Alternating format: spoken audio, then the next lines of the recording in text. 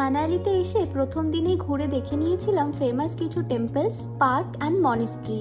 সেই সব কিছুর ডিটেলস ইনফরমেশন তোমরা পেয়ে যাবে আমার মানালি ট্রিপের ফার্স্ট পার্টে। আজ তোমাদের সাথে শেয়ার করব আমার ট্রিপের সেকেন্ড ডের এক্সপিরিয়েন্স। So let's start.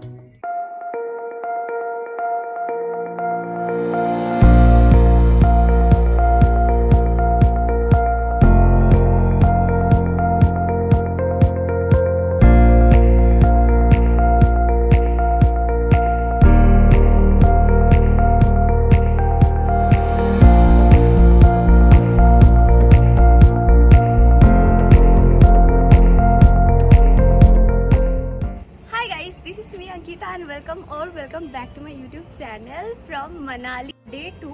आज के আমার সেকেন্ড ডে মানালিতে।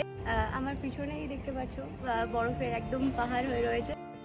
সকালবেলা ঘুম থেকে উঠে যদি এমন দৃশ্য দেখা যায় তাহলে এমনি সারা দিনটা ভালো যাবে। আর আমার হোটেলের আউটসাইড ভিউ নিয়ে তো কোনো কথাই হবে না। হোটেলের সামনেই আছে সুন্দর গার্ডেন, আর গার্ডেনে বসে কোয়ালিটি টাইম স্পেন্ড করার জন্য চেয়ার, টেবিল অ্যান্ড এই অ্যাট্রাকটিভ দোলনার ব্যবস্থাও আছে। সব মিলিয়ে আমার হোটেলকে তো আমি 10-এ 10 দেবই। এবার আসি ব্রেকফাস্টের পার্টে। ট্রাভেল অ্যান্ড অ্যাকোমোডেশনের সাথে সকালের ব্রেকফাস্ট অ্যান্ড রাতের ডিনারটাও আমার প্যাকেজে ইনক্লুডেড। ব্রেকফাস্টে বেশ কয়েকটা খাবারের আইটেমের ভ্যারাইটি ছিল। তার মধ্যে আমার ফেভারিট ছিল এই চিলি পাস্তাটা, আর সাথে নিয়ে নিয়েছিলাম এই বাটার টোস্ট।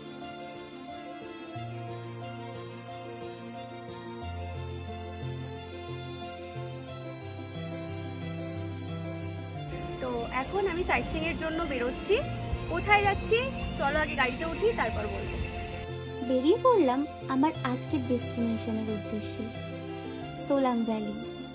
এখানে একটা টিপস দিয়ে রাখা খুব দরকার। তোমরা যখনই সোলাং ভ্যালি যাবে চেষ্টা করবে একটু আর্লি মর্নিং বেরোনোর।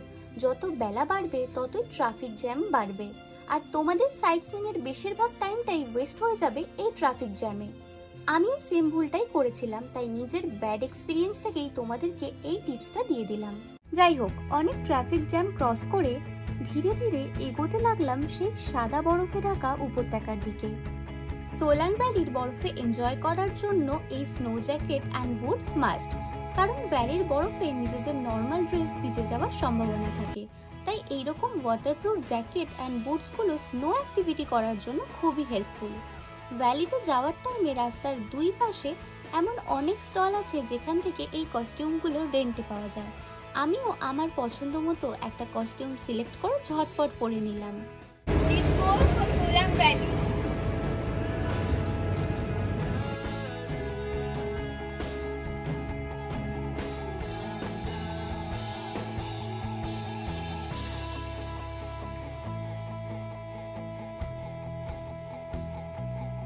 গাড়ি যত এগোচ্ছে তত টেম্পারেচার নামছে, আর আমার চোখ ধাঁধিয়ে যাচ্ছে এই রাস্তার পাশে জমে থাকা বরফের চাই দেখে। অনেক এক্সাইটমেন্ট আর খারাপ ভালো এক্সপিরিয়েন্স নিয়ে পৌঁছে গেলাম সোলাং ভ্যালিতে। তো ফাইনালি এখন চলে এসেছি সোলাং ভ্যালিতে। এখানে প্রচুর অ্যাক্টিভিটিস আছে যেগুলো করব, তো চলো তোমাদের সাথে শেয়ার করি। এখানে প্রচুর লোক আছে এই সিজনে প্রচুর লোকও এসেছে। মানে ভীষণ মজা লাগছে, কারণ আমি সোলাং ভ্যালিতে আসার জন্য প্রচুর পরিমাণ এক্সাইটেড ছিলাম।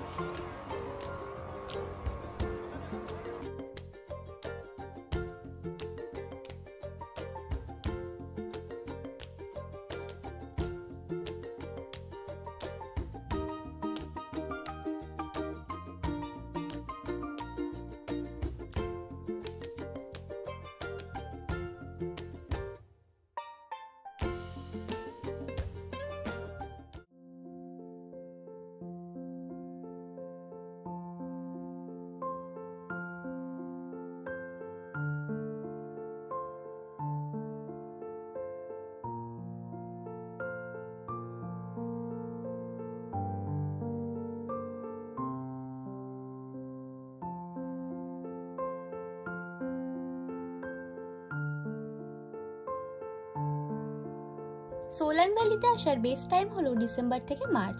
এই টাইমে টেম্পারেচার মাইনাসেও চলে যায় আর পুরো ভ্যালিটা যেন সাদা বরফের চাদরে ঢেকে যায়।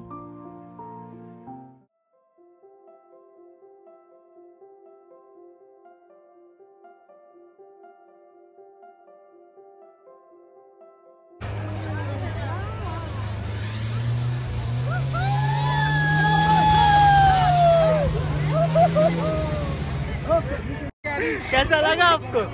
कैसा लगा आपको? बोलिए वहाँ पर।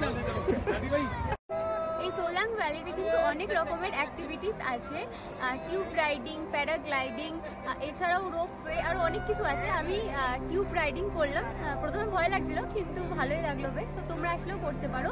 প্রত্যেকটার কিন্তু আলাদা আলাদা প্রাইস রয়েছে।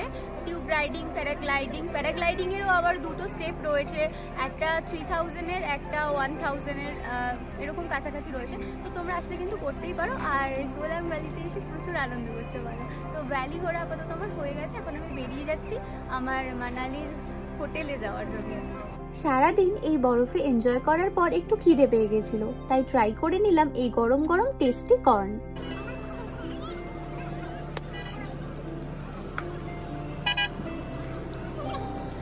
সোলাং ভ্যালিতেই কাটালাম আমার সেকেন্ড ডে 3তে। আমি কোথায় গেলাম, কি করলাম জানতে হলে stay tune for next video.